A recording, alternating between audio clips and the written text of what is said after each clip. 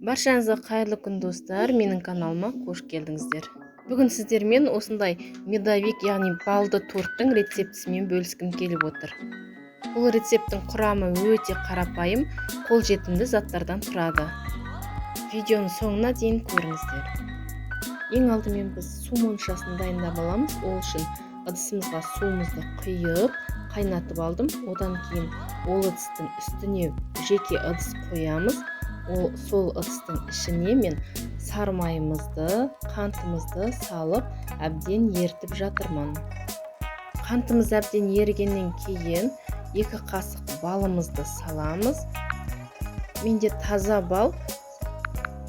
Содан кейін 1 шай қасық ас содамызға жарты ас қасық уксусымызды қосып, екеуінен жақсылап араластырып аламыз. Сол араласқан массаны кастрөлдің ішіне құямыз. Яғни жаңағы балымыз бар, сары майымыз бар, құм шекеріміз бар, барлығын араластырамыз. Сода мен балымыз реакцияға түсіп, сары масса пайда болады. Содан кейін барлығын оттан алып, жеке ыдысқа құямыз, тезірек суыту үшін. Бұл массамыз біраз суу керек. Қазір біз жұмыртқамызды салып араластырған кезде жұмыртқамыз пісіп қалмайтындай температурада болу керек. Біздің бағанағы суыған массамызға жұмыртқамызды араластырып алдық. Енді ұнымызды шетінен салып отырамыз. Алғашқы кезде венчиктің көмегімен араластырамыз, содан кейін ақырындап қамыр илейміз. Ұнымызды електен өткізіп алған дұрыс. Енді осылай жұмсақ қамыр илеп шығамыз. Содан кейін бетін жауып 10-15 минутқа қойып қоямыз. Бізде 15 минут уақыт өтті. Енді қамырымызбен жұмыс жасаймыз.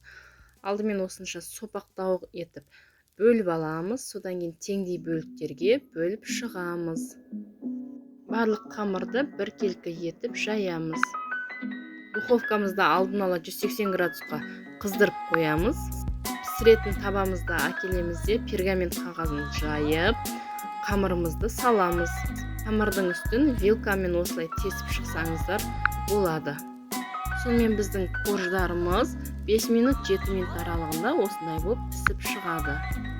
Ең соңында мен қамырдың қиындыларынан жеке корж жасай салдым. Бұл бізге қазір торттың сыртын әсемдеу үшін керек болады. Енді біз тортқа жағатын кремімізді дайындап аламыз.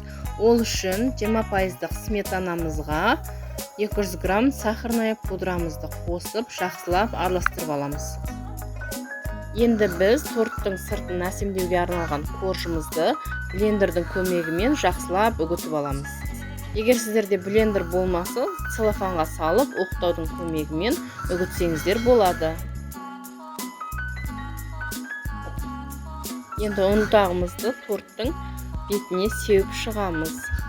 Торттың сыртын әсемдеу өз қалауларыңыз бойынша. Мен жай ғана кремнің сыртына ұнтақты себе салдым. Сіздер торттың бетіне жеміс-жидектермен немесе шоколадтармен әсемдесеңіздер болады.